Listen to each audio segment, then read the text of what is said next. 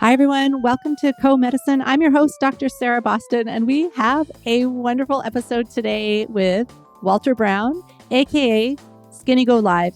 He is a veterinary technician. He is a VTS in critical care. He's a comedian. He went to film school. He makes amazing sketches about veterinary medicine online on TikTok and Instagram. And you can kind of tell he went to film school because they're pretty good. He's had millions and millions and millions of views. And he is so wonderful for veterinary medicine. He's just a ray of sunshine. He loves talking to people. He's a people person. He really believes that veterinarians need to be people. Is that a thing? I don't know. He's a great communicator and he loves edutainment, which I like saying, edutainment. I loved talking to him. I feel so much affinity for him and he really inspires me. So please enjoy this chat with Walter Brown. Welcome, Walter. Thank you so much for being here. Awesome. Thank you for having me, Sarah. It's great to finally catch up with you and the folks that make this all possible. Yes, we met in Lisbon. And the funniest thing was I was so excited to meet you and I'm so excited to be there. We were at the Hills Global Symposium. We both were speaking there. And you live in Athens, Georgia. Oh my gosh. Wasn't that great? Wasn't that the best? It was the best. So Walter's name tag, because we were in Portugal. Mm-hmm. I assume whoever made his name tag was European. Absolutely, they were. And they saw Athens. So his name tag said Athens, Greece. It was excellent. And they wanted to change it. I was like, no. I got to play this the entire weekend. I'm probably the first Black guy out of Athens, Greece, named Walter Brown. Like, isn't that amazing? Greek name. And it was so perfect because, like, people in Portugal, like, that morning we would have breakfast and we would go upstairs and waiting staff and the people at the hotel were amazing, right?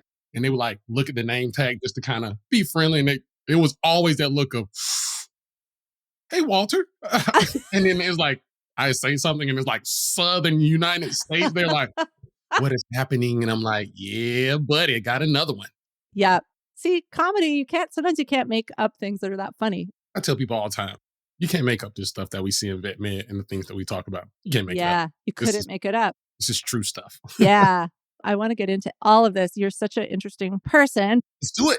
I always start with kind of the day job stuff. Tell us about your day job in veterinary medicine. Oh, man, that is a good question.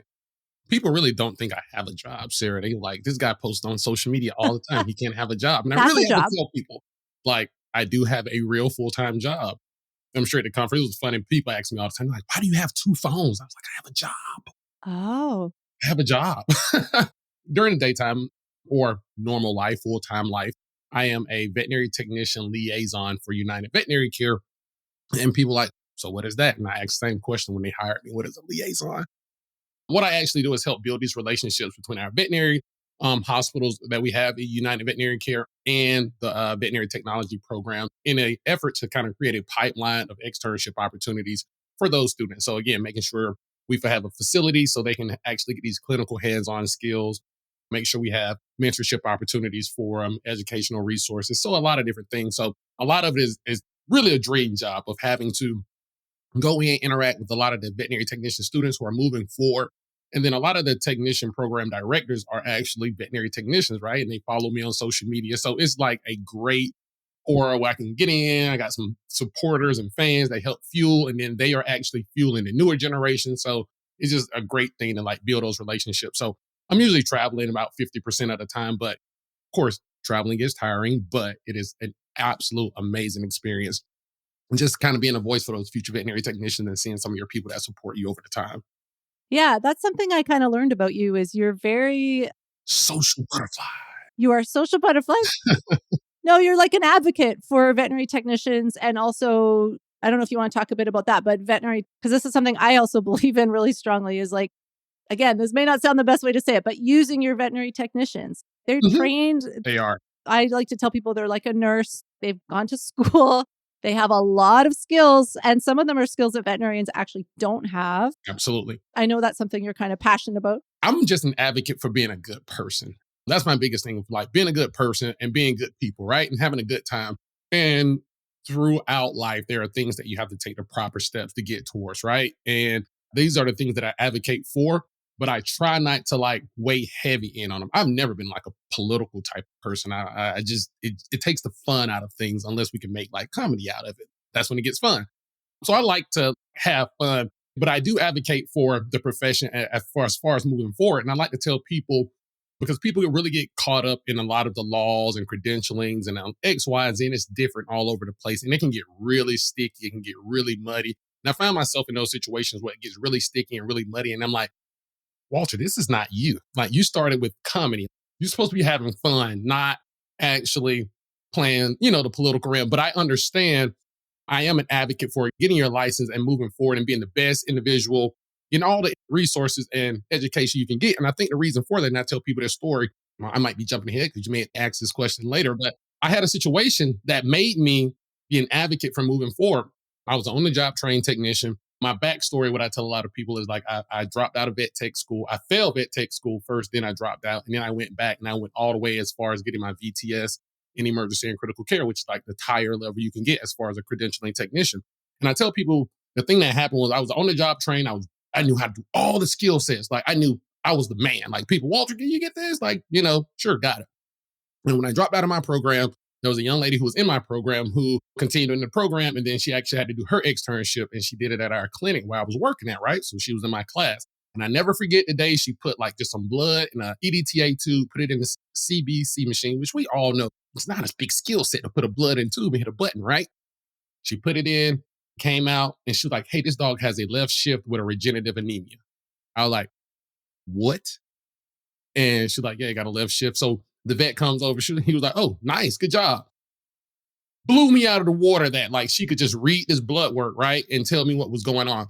So when that happened, like, I had a chip on my shoulder. I was like, that wasn't a skill set. That was a knowledge-based thing. Right. So that following semester, I went and got back in school, and I ain't looked back since. And, Amazing. following all those steps and doing the credentialing and everything, it was a hard process, but the process was for me to prove to myself and not to everybody outside. And I think when we start talking about politics and veterinary technician, it's about look at me and look how many credentials I got. And I think that's where we've gone to versus it being something that you've done for yourself. So I definitely understand the pathway and the policies and procedures behind actually becoming a veterinary technician.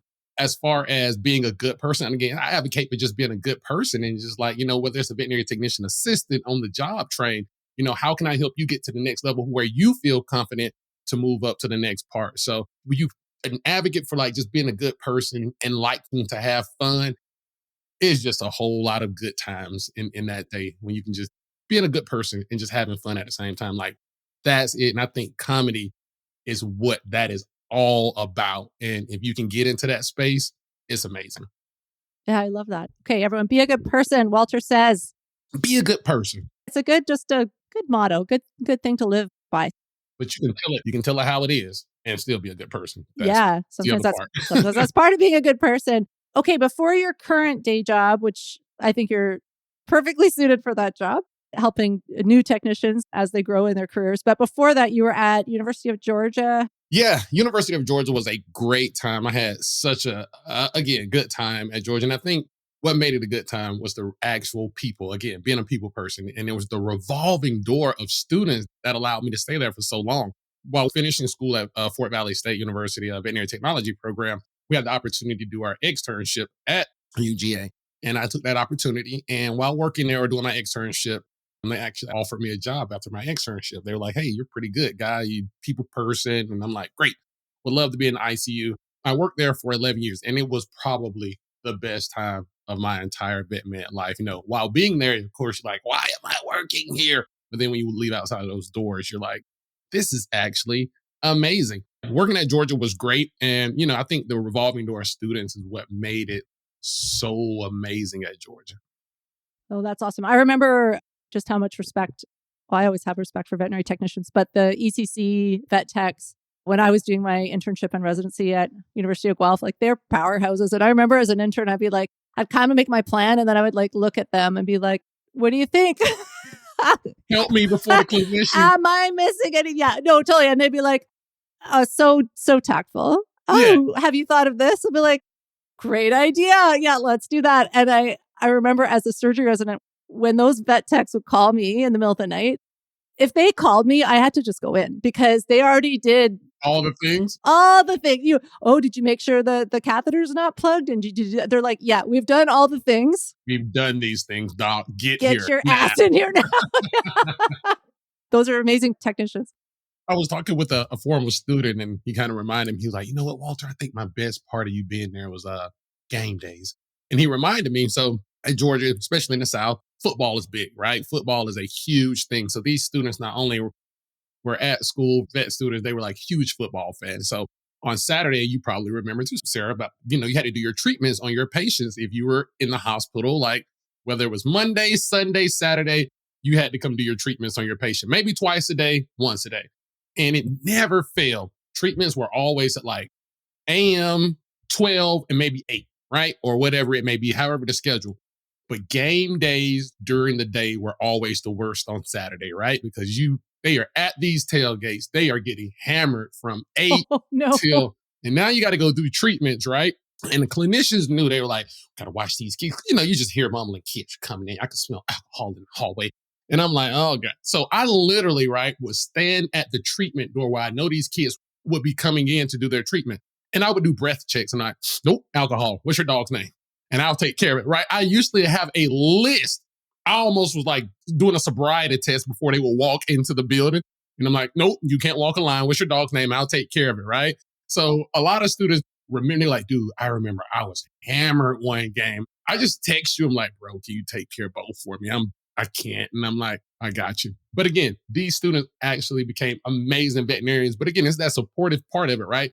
Out of all the education parts you get up, these are some of the things that you remember, like, man, you saved me, man. Because you grow older and you're like, I could have destroyed my whole career, huh? And I'm like, one day, yeah. I think that's the part about it. And again, that revolving door of students. And I think around about year 9 or 10, because I was there for 11 years, is when I realized I was like, these kids would stay 21 to 26 all the time. And I'm getting older. Like, we were in there together. It's just that revolving door. You meet new students and they're the same age. And they're like, Walter, can we go downtown? I'm like,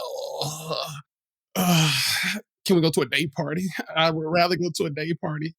But yeah, it was fun. The university was absolutely amazing. And again, meeting so many people. And I definitely give credit to those students and those folks I built relationships with during that time for helping me get into this space of vet med comedy and edutainment type deal.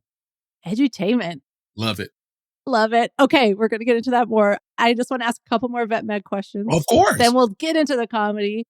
You've got some different perspectives on the profession. Mm-hmm.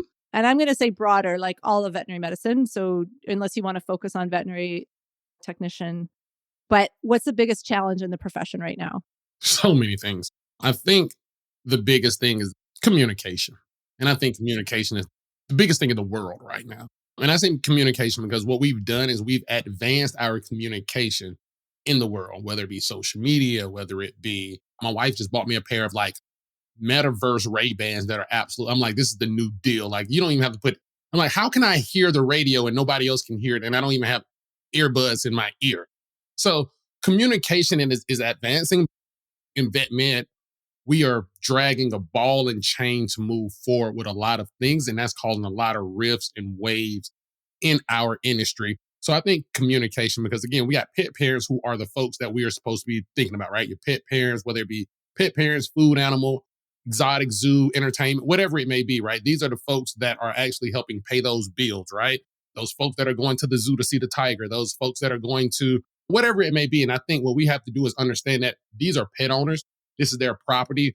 And we have to be suggestive and communicate information to them that is not offensive and saying, no, this is wrong or this is right and blah, blah, blah. And I think with that, giving that to pet owners, like it blurs the line. And I think on the back end, we fight with each other, blurring the lines about communication, about all the bad things. And again, when we were at the conference here, and I don't know if you remember that last day, I forget her name. And I'm like, I wish I could remember her name, but she brought it all the way home. She's like, we focus on so many bad things in vet med all the time that we don't even focus on what we actually love about vet med. And I think that has happened. We talk about all the bad things and the things that we need to fix and the gaps or whatnot, that it just puts an aura over you, right? This gray aura of like, we won't ever move forward because we hear it all the time. And I think that's what got me into say, I don't want to like deal with a whole lot of politics, and I'm like, yeah, those are problems. But guess what? I'm ready to go over here and tell these jokes about doodles. So that's my thing, right? I've never been a down person, and we got so much of that, right? Myself, you, all those influencers, there's not an influencer that's not on there that's not smiling afterwards, unless it's just a parody where they're talking about, oh, here's another day in vet med. But we like to have a great time. We like to have fun. And we're only a small percentage of people that are trying to keep the profession alive with laughter, fun, entertainment, education, and whatnot. And I think that's the biggest problem, that we got to learn to let more people laugh. People got to learn to laugh a little bit more, you know. And I think Stephen Colbert said it best. He was like, you can't laugh and be upset at the same time. You just can't. And a lot of times you need a little laughter in hard times to get through those hard times. And I think we painted that picture great during the pandemic, because that's when it happened to me. Everybody was like, who is this guy? He is great for the pandemic. Thank you, thank you, thank you for saying all the things. So we needed laughter about that stuff. So I think in vet med, the biggest thing is that communication from both ends, from the pet parents. We're so jaded on the back end about maybe attacking one another on information, or what's right and what's wrong, politics, education, resources, that we don't have the resources or have the time to like communicate that with the pet parents. And it just sends a dark atmosphere over everything. So I think communication in a whole is something that we got to improve and start looking again towards the things that brighten our day versus darken our days. I love that. Yeah, I always say that comedy is my wellness. In the profession, we talk about wellness, and comedy's mine. And everyone should find their own, but for me, it's all about comedy. For what I don't do yoga and meditate, and well, you did a good job with your skin. I was like, she got some strong. Oh yeah, not bad for. That was pretty good, Sarah. Good job. She's an old lady. You guys can't see my skin right now, but I'm pretty old. Still looking good, Walter. All right. You got it, girl. Okay, I'm going to be more positive because you just radiate positivity. Yeah, one of the things I love about you. What is the thing about veterinary medicine that you love the most? The people. Again, it's people. Because here's the thing. I just like to listen to people. Like, you will always find, I learned to find the humor in things. And it's so crazy because I've learned to find more humor in like being in this position. Like, I look for it. The way you get that information is conversation and meeting new people, right? And not being afraid to meet new people. Oh my gosh. Like, my favorite thing to do, people like, dude, you are weird and you're crazy. Give me a Saturday morning, busy ER, triage, and I hope everybody in the lobby is upset. Give me all them folks. Give them to me. That's a challenge, right? If they can walk in the room and come out, and I look for a CSR or receptionist to come to the back every time, like, man, what you said to those people in the room? Because they literally gave me their ass to kiss. And they came out with a better attitude. I'm like, bingo. I used to take a tally. That's a point for me today. Because I love the people. Like, it's got to be a reason you got to be angry. If I'm not going to get angry with you, like, you end up looking crazy in the room and they end up laughing. I've just sat there with my hand on my and she is just like, I can't even be mad at you, sir. And I'm like, good. Now let's get to the problem. What's wrong with your dog? I love the people. So I think that's the thing. Little old ladies. Oh my gosh. Oh my gosh. Oh, I love seeing. I watch them from the parking lot, Sarah. The little old lady that struggled to get the big golden retriever out, or the little white fluffy dog, and they taking about an hour to get. She got a good story for you when you get in the room. She has an amazing story for you when you get in the room. So I love going in those rooms, chatting with those owners. They tell me something funny. I literally write that stuff down, come back, and make a whole comedy skit out of it, right? Right. Just educational was like, oh, she really thought that, but that's not that. But here's how I can teach her. But this is how I can make it funny and teach everybody else who probably was like, oh, I thought that too. That was funny. I get, so it's all about trying to take what you get from people, the education part of it, and make them laugh. So people. Okay. I don't think there's that many people in our profession that would say that.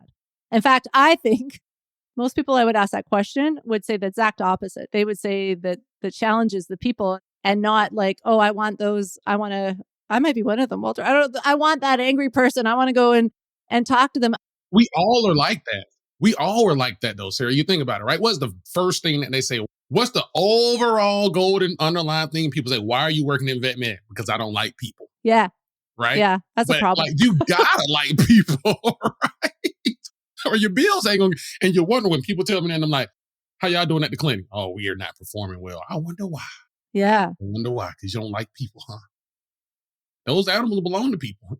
Yeah, that's the thing. They come with people. Kind of, sort of. We had a golden retriever, literally, that would get out of his cage. He would go across 2 lanes of track with nobody. His owners knew he would get out and come to the clinic. He would be there at 8:00 in the morning, and we would, and like happy because he knew he would get a bath. Smartest dog ever. So his owners, like, it became a thing. His owners would call. Is Cosmo there? We're like, yeah, we got him in the back. She's like, okay, I'll get him after work. I don't know how he got off. My neighbors told me he would stay in the backyard sometimes. Sometimes he's like, nope, I just want to go to the vet office. But knew how to cross traffic and everything. It got to the point when she bought him a collar with a little like zipper thing on it, and she basically just put his bill in there. She like $30. And she was like, if he gets out and get there, here's the $30. I'll pick him up. Because it was just basically he needed a bath and he wanted some food. And like he would just come up to the clinic. So I'm like, does he have an owner? He owns himself. He came with the money and he crossed the street by himself, but it was that thing where we would literally worry, like, that dog's gonna get hit by a car one day. Yeah. And owners with people he did it so much, people like drove that street all the time. They were like, no, we know, it's the golden going to the clinic. People would stop, people would get out of their car, and to like stop the other traffic. Yeah. Oh, it's amazing. You gotta love it. There's some dogs like that are so cool. Like, why is he doing that? What's he thinking? I don't have the first one. Mine would get hit by a car. Mine, I don't know. Mine would get into some kind of trouble. All right. The thing that I think you want to talk about more, maybe the comedy. Let's talk about the comedy. Woo, woo, woo, woo. I don't know. You love it all, I think. But I wish I had my sound effects. I don't know. Yeah. Oh, look at that. Yes. Comedy. We love comedy. Yes. Okay. I'm going to start broad. How did you get started in comedy? Officially or unofficially? Whatever you want. Oh, man, unofficially. Let's start unofficially. So where I'm from a small town. And, I don't want to be that person, say typical type, but I think people hear a story like, came from an area where it was like not really privileged or underprivileged type of deal or whatnot. And literally in that town, like you can be either a football player, you can be a gang member, a basketball player, or a gang member. Those 4 choices. And I wasn't really good at sports, and I really didn't like the colors that the gangs had in place at the time. So I was like, I don't want to do either one of them. So I took a band. So I was like a band geek, right? But I was the cool band geek. I was a drummer. And this is what I realized about comedy. Comedy is about supporting, right? It's about supporting your folks, supporting a team of people around you, like knowing your people. So we were these band guys. We were in the percussion section. Anytime it would be anywhere from maybe 5 to 9, maybe 10 of us, depending on who we're all. And we sat in the cafeteria in the football player section. Like everybody knew the football team sat on this side, except that 1 or 2 table in the back where the band geek, like the drummers sat. And people wondered all the time, how is it that the band geek table can sit over where the football team is? It was because we were the jokesters. We didn't care about anything. Yeah, we were in the band, but football team, big guys, we had so many jokes from them. They would be so angry. Like, it never failed. Like, every day, we were what we call firing up people. As soon as a football player came with their trade, like, we were on them. We were telling all kind of jokes. Hey, y'all lost last night, 59-0. Just comedy. And that was back in the time where what we call playing the dozen or Jeong was one of those deals that you just did. Like, it was a fun deal, camaraderie. You joke with the football players. Nobody would actually get upset about the jokes, right? Except back in the days, there were the your mama jokes that you kind of stayed away from the your mama jokes, unless it was a your mama joking session type of deal. So officially, like started when I was like band boy, football players. And that's the funny thing about me now. It was like, there was really no bullying during my time, right? The bullies, we had something for the bullies. It was called jokes, because if we can make everybody around us laugh, at you, are you bullying us? Like, it just kind of evened things out. I was that guy, me and my crew, we were just like, we just had jokes for days. And I think we are all still friends today. That just kind of led unofficially to those things. But officially, going over to the official side of things, I had the opportunity of starting stand-up. Basically started with people back in the days when they actually went to open mic comedy clubs and did different things. Mine actually was reverse, where it was like social media, right? Where we had access to social media. And then I took what I thought I knew from social media to take it to the stand-up world, which I'm sure Sarah, is a whole nother realm of thing. Like, people think that, It takes a very good person to do stand up and social media. A lot of people are really good at social media, terrible at stand up, really good at stand up, terrible at social media. I've seen it on both entities. So I dabbled and dabbled in the stand up deal, but I think what started was I had a few different entities that gave me my confidence to actually start going out and doing open mic. And it started with I'm part of a fraternity. And people ask all the time, wait, you're still in a fraternity? And I have to go through this whole spiel that, what we call Black Greek letter organizations. They stand fraternities for life, where a lot of the PWI, once you're out of college, you're done. Literally on the Black Greek letter side, we are in it for life. You go into our alumni phase and you hang out and you do all your things and social action events and all these different things. Well, we have what we call the Divine Nine, which are basically it's a group of Black sororities and then the Black fraternities. And it's like 9 of us. And each group has their own stereotype. Every group has a stereotype that they just play off of, right? My group, we have, our colors are purple and gold. We're the Omegas. And our biggest thing is like everybody know that our mascot is the dog. And we're just like supposed to be those like big guys on campus that's like, oh, just the party animals on campus, right? And then you got other organizations that have their stereotype, like the Kappas. They are usually dressed up in a suit and a bow tie, and they're real smooth. Always have on cologne. They smell great, girl. It's that thing. So everybody, the alphas, they're the businessmen. They usually have briefcases. They're going to class. Like they are at like so. Everybody from fraternity to sorority has their stereotype. And what I did was I would play off of every stereotype. So I did comedy on social media, playing off these different stereotypes that everybody had, right? So I would do one day, I would maybe do the Qs, the alpha. So everybody was enjoying it, like, oh, like he's right. Like this is our stereotype, and I was making it funny. So a lot of the fans and following happened with that. And I didn't ask for it. I just kind of did a video on social media. And like, hey, here we are. I did the following thing with the University of Georgia football team, Bulldog Nation. Millions of views there, millions of views, Greek letter organization. Same thing happened, Vet Med, millions. So I've done this a couple of times as far as social media. And then I actually took it to the stand-up world. I don't know if you've been in that position yet, Sarah, but first time doing stand-up, I felt like I wrote a great act. Miserable fail, miserable bomb. And, I was like, oh, I don't know if I want to do this or not, But as I, continue to learn, I had that one guy, he was like, hey, man, I love all your comedy. He was like, you got to work on your, like, approach of how you do it. Like, you know how it is. There's a whole model to it. The setup, the punchline, X, Y, and Z. So learning those different things, I got my confidence and I got back out there on the stage and I've been there pretty good. Been doing pretty good. Right now, you're doing you're doing a lot. You're doing your Doing online sketches, which is, we'll put this all in the show notes, but it's Skinni Go Live. Mm-hmm. You're on TikTok. TikTok, Skinni Go Live, Instagram, Skinni Go Live, and then on the stage, just Skinni Go Live. So, oh, it is. Oh yeah. So your stage name when you do stand up is also Skinni Go Live. Oh yeah, totally. I keep Skinni Go Live all across the board, and it gets different, right? Because that's the part that's hard. Is like I got so many different audiences intertwined with one another that it actually makes it hard sometimes, right? Because some things that one group of people may understand, another group may actually think is offensive, right? Or vice versa. So like even a lot of my like stand-up or comedy stuff, oh, it's totally like X-rated. Really? It's so amazing because I can actually be who I am and say the things on stage with the comedy aspect of it. May even say some bad things about veterinarians, right? But it's just like, it's comedy, right? Yeah. That the audience that is receiving it understands, right? But it just depends on where your audience is. And I love the situations where I can just kind of be out there and just kind of like let go and do those different things. So it just depends. And actually like corporate comedy shows, I've done a lot of the corporate, those are hard. Yeah. Those are really hard. I don't know if you've been down, you've been down that road before. The corporate comedy shows are hard. So it just depends on your entity. So I tell people all the time, it's just, find your niche, find out what works for you.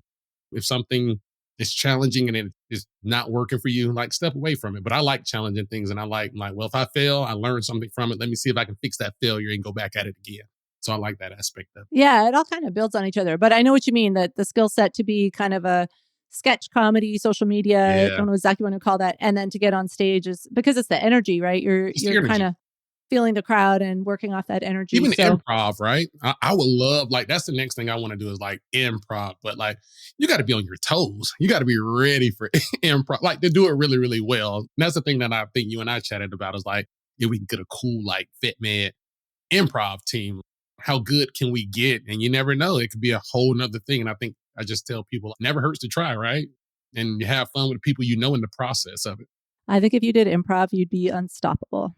Oh man, we should try it, Sarah. I think we got I believe that strongly, very strongly. Yes. ask people questions and you play off their questions or you do different things or yeah, I love it. We should definitely look into it for sure. You'd be amazing.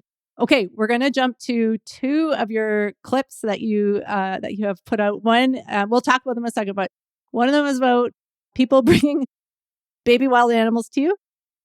And then the next one is about dogs eating marijuana. So we're going to jump to those right now. Or you go strolling through the woods looking for Little Red Riding Hood and Grandmama house, and y'all going to the park and y'all walking through and talking about going nature hiking. When you go through the wilderness and you go in the wild, I don't know if y'all notice or not, but in the forest, in the woods, in the wild are wild animals. Yes, wild animals have babies too, okay? So listen, when you see a baby bird in the forest, or you see a little baby squirrel, baby raccoon, what else y'all been bringing in here? Baby turtles, baby everything. Leave their ass in the woods. Don't touch them. Don't bother them folk animals and children. Y'all talking about, well, it's a little baby bird sitting there by himself. His mama got to go out and get some food for him. Y'all act like the adult wild animals don't get tired of their children too. They leave them right there in the nest. They gonna come back, I promise y'all. Please stop bringing us in your wild birds, your wild squirrels, your wild raccoons, your wild foxes. Ain't nothing wrong with them.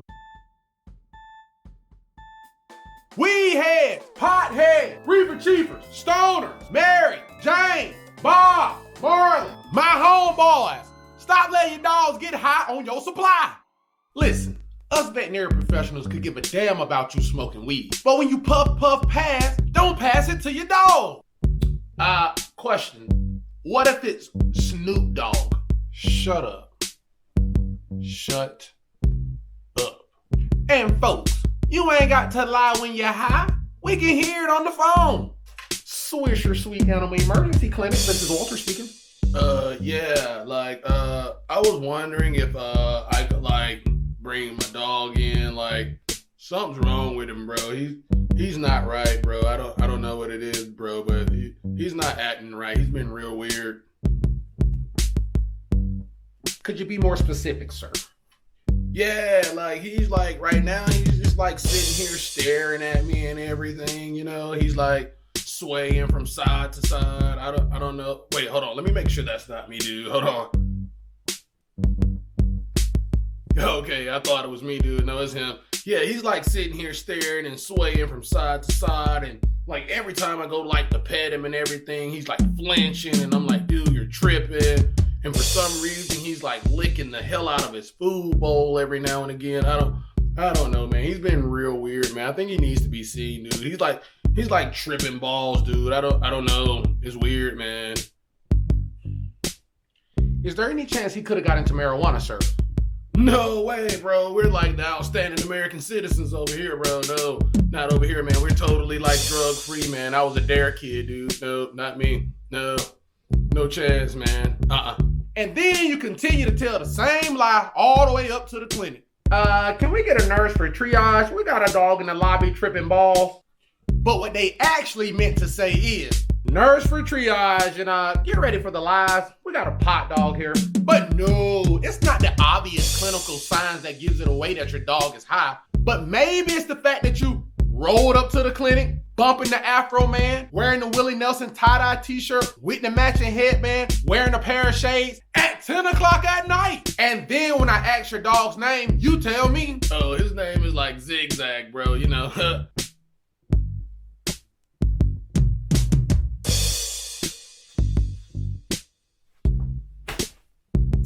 And then, after spending an hour getting the truth out of you, you decide to tell more lies. Yo, that's really weird, man. I don't know, man. Perhaps maybe my roommate dropped it or something like that, bro. I have no idea, man. You know, the neighbors probably threw it over the fence or something, you know. People do weird things, man. I don't know, man. I have no earthly idea. I don't know. Couldn't have been us, though. No way. No how. Shut up. Shut up. Listen, people, with the steady rise in legalization of marijuana, pot and tox is here to stay. But I can assure you, we ain't the po-po. Our focus is your pet's health. So it's imperative that you let us know the quality, quantity, and form of marijuana that your pet could have possibly ingested. Different animals respond differently to marijuana intoxication. So again, it is important that you're honest with us so we can treat your animal quickly and effectively. And remember, whether you're the weed user or the weed dealer, we don't care. Just pay your bill before you peel.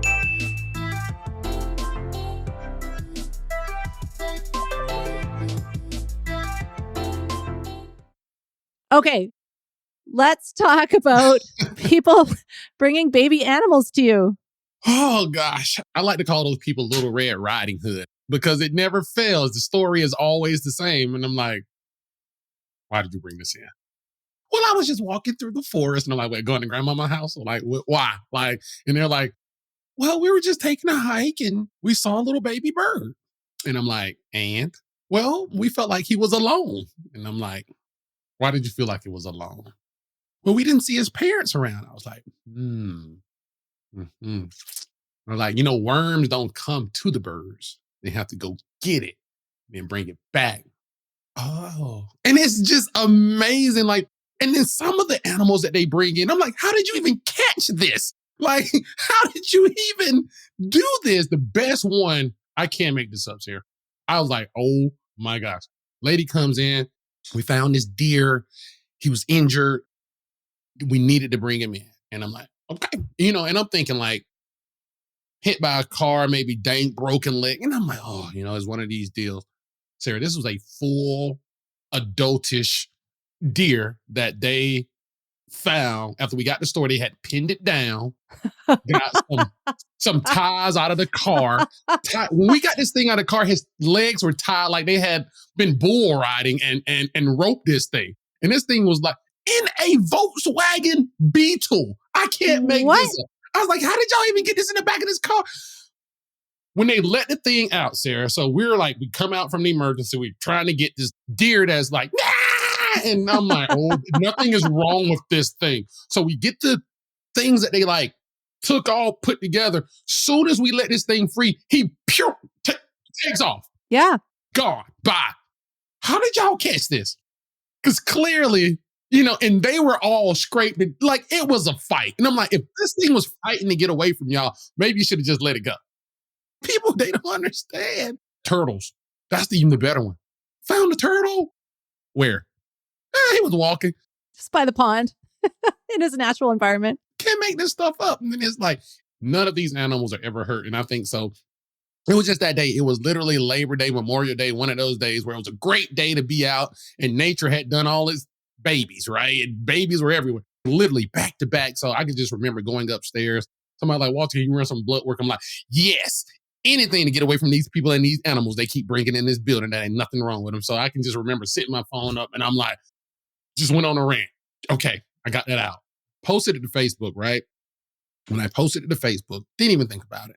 Because I think I made another video that day as well because there was two things getting on my nerve. They were bringing those in. All the vomiting and diarrhea was coming in as well from like the holiday food. So I was like, oh, here we go. We're not doing this. So after I made this video, put it online. And again, this is why students are amazing. The next morning, a student like texted me and like, bro, you seen your Facebook? I'm like, nope, it's 7:00 in the morning. What's going on? He's like, bro, you should check your Facebook. Okay. So I look on my Facebook and literally there were probably, the first thing I saw was like something weird, like 100 different tags. I'm like, what the hell is happening here? So I go into my Facebook and I'm seeing like tags. And what caught my eye was Ellen DeGeneres had a tag. And I'm like, what is this? All these people had retagged this video. So I go to my Facebook page, like 4 million views overnight. What's happening here? And I text Hunter back, what just happened? He's like, bro, that's called viral. And I'm like, yeah, all right. And literally it just started pouring in. I'm like, well, and that was the one thing I've always been conscientious of. I never wanted to do comedy and my real job. I never wanted to put these two things together because I just wanted to be able to separate the two. And it happened, right? So it was like, well, that happened. So it was like, how do you capitalize off this. The funniest part about all of this was, and I don't think people realize, I never realized that I didn't do any of these videos prior to really in scrub.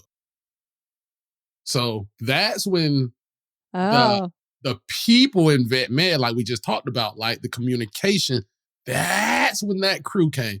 Who is this guy talking about vet med? He's not a veterinarian. He's not a vet tech. Blah, blah. So I let this play on for about 30 days. It was amazing because I was literally in the midst of doing my BTS and emergency and critical care. So I'm like, let me just wait till this play out. Hopefully I pass my exam, both past exam. So then I did a video. I'm like, I just rolled by the screen in a shirt that had emergency and critical care BTS, and I just rolled off the screen. And people, it was just silence for the next, couple of days. They're like, and then people are like, oh, he is a vet tech. He is a vet med. He's just not making this stuff up. He's just, and I'm like, gotcha. So that's the point where I think people like, holy crap, this is the guy that we may need. Not only is he bringing education to the field, laughter to the field, he has the credentialing behind it. But I didn't want people to see any of that credentialing before they got just the information that I was putting out, like the laughter component of it, right? Then the other parts of it was received. So that video was great. That was the start of it all. yeah. Okay. Well, I'm glad because I actually also had a plan to keep my comedy and veterinary medicine separate, but it doesn't work. It didn't work that way, does it? Not if either is too big a part of your life, right? Then it's just, it all gets Absolutely. mooshed. I feel like everything is, and here we are on this podcast, mooshing it all together. So, okay, I just had a question before we talk about your other clip. Do you now, and you didn't then, but do you have a sense of like, oh, this clip's going to go viral, or is it just kind of like, I have no idea? You never know, Sarah. Literally, Okay. there have been videos that I have planned all day long type of deal. Like, I got to wait till the sun go down to do this part of it, right? You do the edits and everything, right? And you put it on there and it's like 1,000 views. But when it's that moment, like literally a couple weeks ago, I was pissed. I get these phone calls about selling, like I have my home in Athens, right? And I get a call every day about, can we buy your house? And it's like, listen, the interest rate to buy a new house is like 6 point something right now. I bought that house at 3%. It is worth 200 something now. When I bought it, it was 100 something. What make you think I'm gonna sell my house to you just to have to buy another house at 6.8? Make it make sense. So I did this whole rant, right? And I just need to get it out. Oh, I go back to the page. It's like 10,000 views. And I'm like, this is what y'all want, you know? Like, irate, skinny, go live. That's exactly. People want irate. And you know what I mean? I think what I have to balance is they want irate, but then they want, it's different people. The internet is for being ignorant and entertainment. So they want that part of it. Then there's a group of them that wants like the educational part of it, Yeah. right? And Yeah. then there's another group that just wants nothing, like, it is what it is, right? And then I keep everybody in mind. And then there's the pet parent, right? So I play off a lot of different entities of people. There's a group of people out there that hate doodles, right? Why not give the doodle people what they want, right? The bulldog people, the brachycephalic people, give the people what they want. But while doing it in an education manner, and I think that's the biggest part is like educating and doing laughter at the same time is trying to figure that part out. Is usually the hard part, but they figure it out. Yeah. No, it's super important. Okay, so we need to talk about pot dogs. Oh my gosh. Is pot you're in Canada, right? Yeah. Yeah. Can you guys smoke all the weed you want in Canada? Oh yeah. It's just walk around and that's all you smell. Bro, you got a joint on you type of deal. I told him, I'm like, I can't wait to the day when it's like, I worked in a restaurant when people like would sell like cigarettes. Like, bro, can I buy a cig for 25 cents? Oh yeah. I remember When that. is that day come around? Like, hey, bro, can I buy a joint from you? 50 cents? Like that is happening, right? Y'all got that figured out in Canada. Not in the States, Sarah. And oh my gosh. People have the biggest misconception that we are the police and we're veterinarians. Veterinarians and veterinary technician. I promise you guys, the last people we want to be in the clinic is the police. Trust me. We get a lot of marijuana toxicity here. And oh my gosh, the number of stories that come with these marijuana is like, we don't care. We don't care. We need to know, is this marijuana toxicity or is this hydrocephalus? They do the same. We need to know. And that's usually my story when I go in the room, like, hey, it's gonna be pot or hydrocephalus. Hydrocephalus estimate is $5,000. Pot estimate, maybe $100, maybe $50, maybe nothing. I'll think about it. And I leave out of the room. I don't even give them a chance to talk. And then they come back in. I'm like, wait, what? Then that's when the elaborate stories of how the pot got into the dog happen. So I usually love those and I play off of them. It is so great. And I think my best ones that happened were had one that came in during curbside. When I got the dog, right? He rolled the window down. All the smoke was coming out. I was like, okay. Has your dog been in any marijuana? Oh, no, no. I'm like, y'all just finished smoking in the parking lot. And he got all the signs, right? But yeah, and the best one was the lady who dog was high that she walked by a drug bust the day before and he was still high today. Ain't that one? That's good weed. So that was her elaborate explanation for like why her dog might have got into pot. Yeah, we got a lot. I mean, we used to get it because it hasn't been legal for that long. So we did used to get it. Like the throwing over the fence was a big one. That's what people do with their weed, right? They're just like, I'm just going to throw it over the fence. I told my wife, I'm like, man, we need to move into an HOA where they throw weed over the fence. Like they should, like that would be great, right? Just to move in, like you smoke weed, bro. If you really want to throw it over the fence, now we are here for it. Just let us know. But throwing it over the fence, my roommate, that's the other one. No, it's my roommates. Never mind. It's always the roommate. So those darn roommates. But you know what? In my defense, or in defense of some people, my dog has been in the hospital twice for marijuana toxicity. Not from us. Like he has. Oh, really? No. I swear to God, I would tell people because it's legal here. I don't care. But no, he has a really good nose and he can find it and he eats it. And it's a problem. Here's my problem, though. Who is just dropping weed, Sarah? I don't know, but it's happened twice in 2 different locations. I've been in those situations once where I was in college and I'm like, I dropped the bag. I spent 20, 30 minutes looking for that damn bag. I'm like, where the fuck did it go? Well, my dog could find it for you. Oh, I needed him. He'd be able to find it. Yeah, I'm thinking of like, what could I market this somehow? Because he's like very good at that. I feel a comedy sketch going on. Let me write this down. It's not always a lie. It's not always a lie. That's all I'm saying. Oh my God, really? So he could smell it out. What kind of dog you got, Sarah? I need to know. He's a German Shepherd cross. Mostly looks like a German Shepherd. Of course. So he comes from a lineage of probably finding weed from his canine counterpart, Grandpa, Papa was a police dog. So yeah. Got it. Yeah, he's got all the problems. Well, interesting fact I learned about pot as well. I don't know if you guys noticed. Like, so, gross. This is Colorado people. Apparently, you can eat edibles, take a poop in the woods. Oh, yeah. And if your dog eat the poop, they can get high. That makes sense to me. That's so gross. Yeah, because it gets recirculated in your bile, right? It comes out in the fat, so it's just like... Yeah. No, that makes sense. Because my dog, the last time it happened, it was horrible because we did the pee test and he also had amphetamines and methamphetamine. Holy crap. So yeah, I thought he had a mesenteric torsion. I called my husband. I'm like, Earl's going to die. Like it was a whole thing. He just got into it. Yeah, he got into something, but the next morning he ate breakfast and then he went down again. I took him for a walk and then I think he recirculated and then he went down. Like I was walking and I was visiting my parents. I had to call my mom to come get us because he was down. I was like, oh, that was just like one of my buddies. My buddy called. I was like, he sent me a picture, and I'm talking. It was classic. I'm like, hey man, the dog got in the weed. He like, look, Skinny, you know I smoke a shit ton of weed, but I know where all my weed is. He was like, well, how much does it take? I'm like, well, how much strong stuff you got over there? They just can't be away. And I'm like, man, I would take him to the vet. I was like, you don't think it's away? Like it's something else going on. He's like, man, dang. Call me 10 minutes. He's like, hey, question. I'm like, what? Could the roaches in the ashtray do it? I'm like, yeah. He's like, man, this dog ate the whole roach tray. And I'm like, well, there you go. He's like, damn it. He was like, I'm sure he didn't get into my weed, but yes. I like, so what did you learn from this? He's like, yeah, dump my roaches out when I'm done. I'm like, mm-hmm. And they like to eat it. They dogs. Anything that they can try. Yeah. Well, let me just try this out. I think they particularly like it. They like the pot. Yeah. Okay, I have a few more questions for you. What you got? Okay, do you want to talk about film school? Let's talk about it. This is how. When did that happen in this whole career of yours? When did the film school happen? Oh, man. It happened year 5 of vet med life. You know, it's funny. We see all these statistics, right, of burnout and career change. And it's sad because it's actually happening a lot faster now. But when I was in, they were like, you're going to get burned out year 5 to 7. 5 to 7, you're wow. going to start to get burnt out.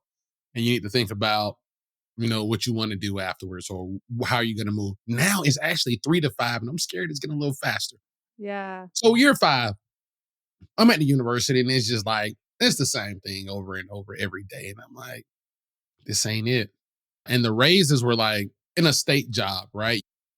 They offset your pay with a lot of compensatory benefits, right? Which I will say there were some benefits, but I don't think they were to the extent of what I was getting paid. But we won't go down that road. I started to get burned out. I'm like, bro, I gotta do something else. Like this is not it. So I've always loved cameras. Camera was always my thing. Being a band geek.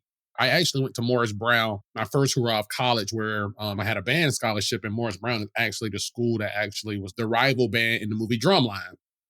So I had that great experience of like helping shoot that movie or being in there for Oh, like wow. Drumline, and then they lost their accreditation, and that's when I ended up going to Fort Valley and getting to vet med. Just all in all, like being in vet med, learning those different things, I kind of like was able to just transition over to something different, right? So during that part of like transitioning and moving out of that space, right, I was like, all right, I got to do something different. And after losing their accreditation, I was like, all right, maybe I'll go to film school. But then my mom was like, why don't you do vet med? Like, that's your love, right? And I'm like, oh, fine, I'll do vet med. So then end up going to vet med. And then again, year 5, 7, burnout. Was like, I'm gonna go to film school. Forget it. My mom's like, you're gonna, I'm not paying for it. That's on you. And I'm like, all right, cool, fine. So I go to film school because I always want to be that cameraman, right? My dad would buy me cameras all the time. I would film different things. So I wanted to be that cameraman. So I go to film school, figure out school is school. School is still school. They got me in real good. They were like, hey, we're going to send you a MacBook Pro, a Sony FS100 camera, lights, all of this stuff. And I'm like, I get this on day one. They were like, yeah. And I'm like, great. So I'm getting all of this stuff in. And then it was like, oh, you got to do work with this stuff. So, right. So I'm doing all this work and I'm doing like my discussion. Film school was, again, it was hard. So I ended up graduating from film school and was working at CNN for like 2 years. So they were like, I was like, all right, cool. I'm gonna work at CNN and the UGA. I was able to like do both, right? Wow. Worst thing ever. Oh, Because okay. here's the thing, right? Okay, I not wanted wow. to be the camera guy. I want like my job. I wanted to be, the person started shooting film, the directors, all of this good stuff right here. And my first job of working with CNN was being a gaffer. And a gaffer is basically a person that just run the cords. All your job is to plug it in, unplug it, roll the cords up, put them on the truck, be quiet on the set. That's it. And I'm sitting there like, so it's like a year into it. I'm like, I come here every day to roll up cords and sit behind these hot lights and be quiet on the set. So I asked one of the guys, I was like, how do you get to be a cameraman one day? What happened? He was like, dude, I don't want to be this person, but do you see them people up there? Everybody in there in those seats are about 300 plus pounds and they're about 80 years old. He's like, you don't leave that cushion job. He's like, them people have been in that job for about 40, 50 years when you can get paid anywhere from 190 starting out about 290 and sit in the chair and press the red button. Would you move? I'm like, so I'm like, you telling me it's not a chance and for a long time? He's like, absolutely, sir. So after that, I worked for CNN for like 2 years and I was like, I'm out. It gave me time to fall in love with vet med again because I wasn't thinking about all of the different things. So now the kicker to this, that's why I think a lot of things happen for a reason and for a reason. So I took all my film school stuff, right, that I learned, graduated from, and we would do this thing at Georgia called the intern roast. And interns every year, rotating interns would come in, right? And once you spend a couple of weeks on a service with them, you learn their quirks and the things that they do, or it's like, that's just what that's what Dr. Boston does. We had all these different things after we learned. So before the intern stuff, maybe the month and a half before, I would get all of the departments and we would get ready to put together this production. And I mean, it was a production. And the one thing that I realized looking back now was that was the one time of the year that everybody in that school got along.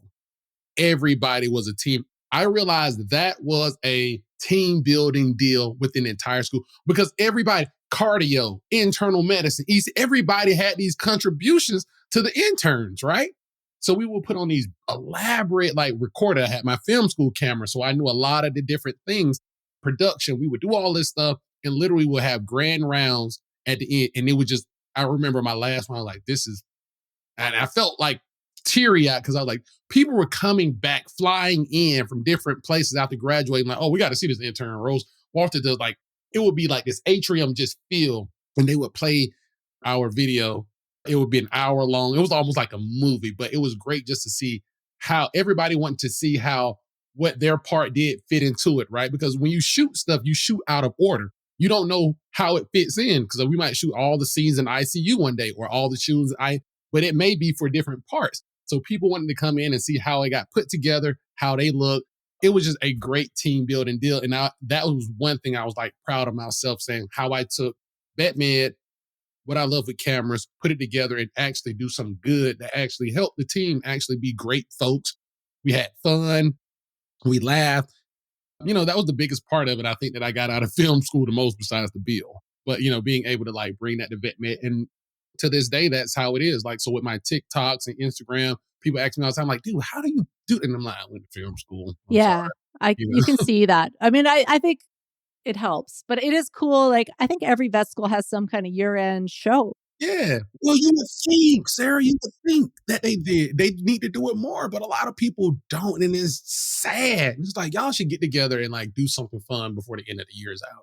Yeah. But I think it kind of shows that that's in a lot of us, to laugh at each other, laugh at ourselves, or just to kind of get together and bring humor to these really stressful situations. So Walter and I say, we need more of that, please.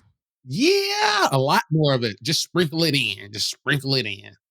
Okay, I have like 3 more questions. Oh, go for it. I actually don't know if it's Dr. Ferguson or Dr. Hodges that's your uncle.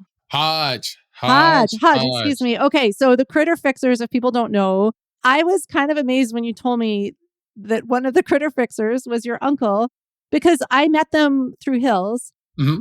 They're kind of like you. Well, they have this positivity towards veterinary medicine that actually like kind of warmed my heart. Like I was like, I want to be a vet. Like you listen to them talk, they just love the profession.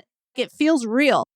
I think they just are like that and they just love the profession. They want to expose as many people as possible to the profession.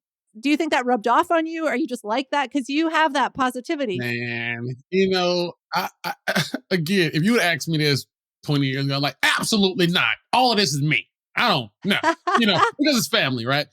But now looking back, a lot of different things that I actually teach or tell people, like I literally get it from him, right? And it's all about being a people person.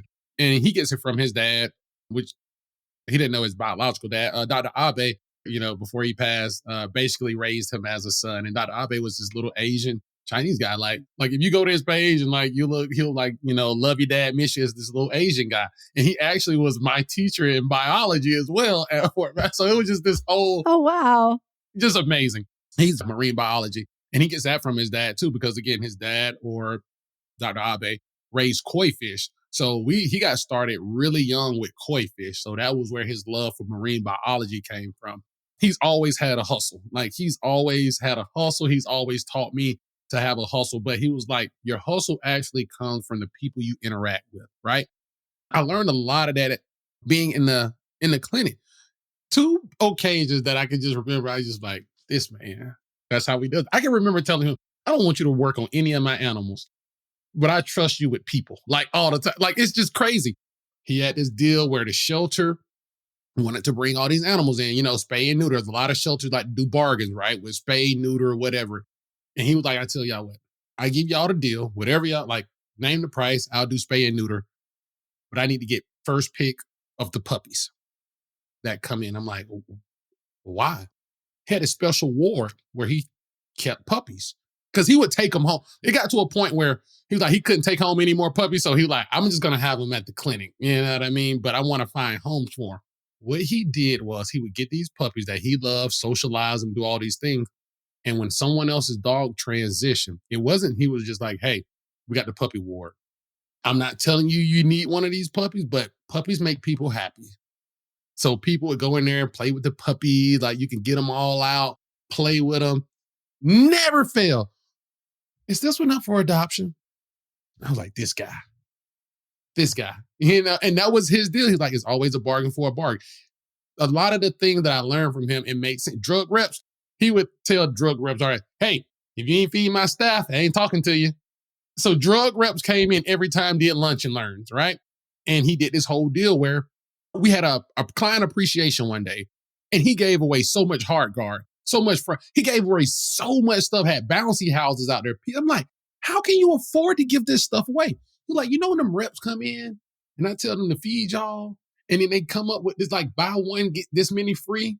I capitalize on those get frees, and then I just stockpile to get free. So when it's time to have client appreciation, they already paid for it, and I just give it to them. And I'm like, that's smart. Where'd you get this stuff from? Street smarts. Yeah. Learning people. I've seen him put his lady. He remembers so much about people, right? And that's the other thing he taught me. Remember personal things about people. That is the things that drive them. Had this lady that was like trying to lose weight. She had to bring her boxer in for cancer.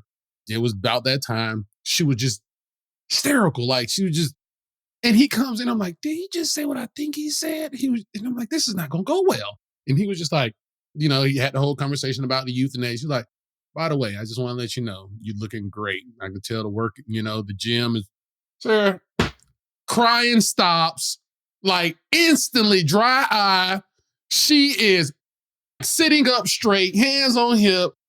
Well, thank you, Dr. Hot. Like, she was able to put her dog, it was sad, but she left out of that building feeling a lot better about putting her dog down because someone recognized. So it's that stuff that I've learned from him. Like, be personal with people, right? Know things about people. You don't have to be the best vet in the world in order to make a quality of life or be a people person. It's more in being a people person than it is actually being a good vet. And I tell people, we got to remember that we practice veterinary medicine. So that means that you don't have the right answer every time. We're practicing to get better at what we do. So don't think that, well, I tried this and it failed and I'm a terrible veterinarian. No, we're all in this thing practicing. It's not called do vet med. It's called practice vet med, right? So I tell people all the time, just practice vet med. But the biggest thing is practice being a good people person. It goes a long way, for sure. That's amazing. Yeah, I think you're amazing, but I think they're very special people and really good for our profession. Okay, we have the last question of Comedicine. Are you ready? What you got? Okay, this is the question I ask all my guests at the end. Do you know Dr. Ken Jeong? Yes. I would really like to get him to come on the podcast because he's a physician. No, it's not funny. It's serious. You really want? Yeah. It's going to happen, Walter. And you're going to help me. No, it's not even a joke. This is really, it's totally going to happen. You got to tell me your backstory on this, though, real quick. He was a physician. Mm-hmm. And then I think it was when he was in Knocked Up. Like he's been a comedian actor and then he got knocked up and then that kind of launched his career. I think it's just because I've always had these comedic inklings. Like this was before I was really doing stand-up. And I think they were like, oh, like, do you miss being a doctor? Do you want to go back to it? And he's like, hell no. Like, I can't remember what he said, but he was like, I'm a movie star. Like, why would I do that? Like his answer was so unmeasured. Like most people be like, oh, I miss the profession and I loved helping people. I love being a doctor. No. He's like, like, no, he's like, I was on a movie set. Like, I know Judd Apatow. He's like, why the hell would I go back? I mean, let's be honest. I think we would be the same way, right? Like, I would preference it with, there are some great people in vet med, but hell no, I'm not going back. Yeah, no. So he was just really honest about it. Okay, and ask you that question too. So you would not go back if you just suddenly were like, it's hard because it's all connected. But if you were like making it as a comedian, making the same amount of money, you're like, no. The Ken Jeong answer. The last question is just you inviting Ken to be a guest on Comedicine. Ken, get here. Like, not now, right now. My mom told me it was two kind of right now. It's either right now or rat now. Ken, we need you here right now, okay? Because like, we don't understand. Like, we feel you. But we want to hear you verbalize it so we can be your amen corner, Ken. We will be here and be your amen corner, Ken, because we feel you, bro. And any way you can help Sarah, I, and any other people behind us get to where you are, we want to hear the story. So yes, Ken, please come join us for a great podcast. The Vet Med World would love to hear from you. Absolutely. Right now. Right now. Not now. Not now, Ken. Right now. Okay. Not now. Right now. R-A-T. Not it's R-A-T. Right now. Right now. That in the South, Sarah, that's how you know they mean business. Like, it's like hungry and hungry. Oh. So you're hungry when I'm feeling a little hungry. Then you like, all right, I'm almost hangry. But right now you hungry, HONG. And then when that client just won't stop talking and you hangry then. And it's like, hey, Yeah. I don't want to talk about it. I got to go eat. There you go. So it stages to it. So Ken, you are past right. You Rat. are at rat right Rat now. now. So Ken, Yeah. you're rat now. So That's what I learned. yes. I living in Florida. I learned when someone says bless Bless your heart. your heart. That's not nice. That's not nice. No, Nice. they're not being nice. They disguise it a couple different ways too. The newest way that they say bless it. Not nice. Not nice. Yeah, I had to learn things when I lived down there. I had to learn. I was like, oh, that's nice. No. Yeah, they'll say so, baby bless you. And you would think, oh, thank you. Thank you. Yeah. That ain't it. It's baby F you, basically what she said. I had to learn. I learned a lot of things when I lived in Florida. Well, I learned a lot of things in Canada too. Like the hardest thing for me, like I got corrected when I went to Newfoundland. It was like apparently I wasn't saying Newfoundland right. It's Newfoundland. yeah, I'm like, it's the same damn thing, ain't it? They're like, no. And then I gave people a weird thing to do because I didn't realize, which I guess I realized that the Newfie is from Newfoundland, but I didn't realize the Labrador was too. Yeah. And I'm like, won't y'all get creative in Canada and make a Newfie door? They doing it with poodles, and then y'all can be the originals of a new breed in Canada called Newfie doors. And then y'all can sell them to Americans and become rich again. And yeah. Because, Americans buy stupid stuff like a Newfie door. The Newfie door. Yeah, I think that might take off. Newfie door. The Newfie door. It's the new doodle. I bet it's really hairy, and that was the whole thing with the doodle, right? Yeah. Hypoallergenic. What would you get with a Newfie in a lab? It would be tall, shaggy, hairy. And just stupid, wouldn't it? Just all the foreign bodies. A lot of drools, a lot of foreign body, a lot of drooling, a lot of hair. I don't think it sounds, I don't know, but I don't want to stop you. It's a market for everything around here. I don't know if you've been on the internet. We don't know why that's a thing. I mean, these hairy Frenchies. Don't you love them? Y'all got them up there yet? Yeah, I've seen a few. I'm upset about Frenchies. I can't. You can't do it. I can't. I just feel so sad. It's getting bad. It's getting worse. Yeah. It's they bad. Can't even run. Well, at least y'all don't have the exotic bullies up there yet, do you? I don't know. We won't even talk about it, Sarah. Just if it comes across the line, tell them take it back across the line. Take it back to your states over there. Those aren't allowed in Canada. That's exotic. That's an exotic animal. Oh my gosh. Walter, thank you so much for being here. I love everything you're doing. Man, I love it, Sarah. Thank you for having me for the show. This has been great. And again, meeting you in person and now doing it again online just seals the deal that you're an amazing and wonderful person. Thank you. You're welcome. See y'all.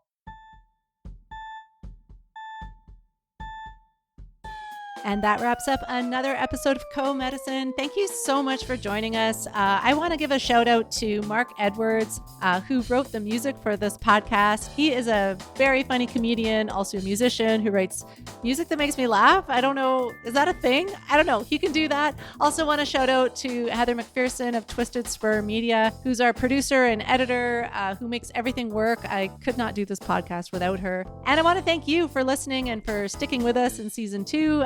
If you're new to Comedicine, welcome. If you've been listening since the beginning, welcome back. It's great to have you here. I hope you enjoyed it. If you did, please share and like and give us a review. If you didn't like it, I don't know what you're still doing here. If you didn't like this podcast, you could do nothing. Nothing would be good.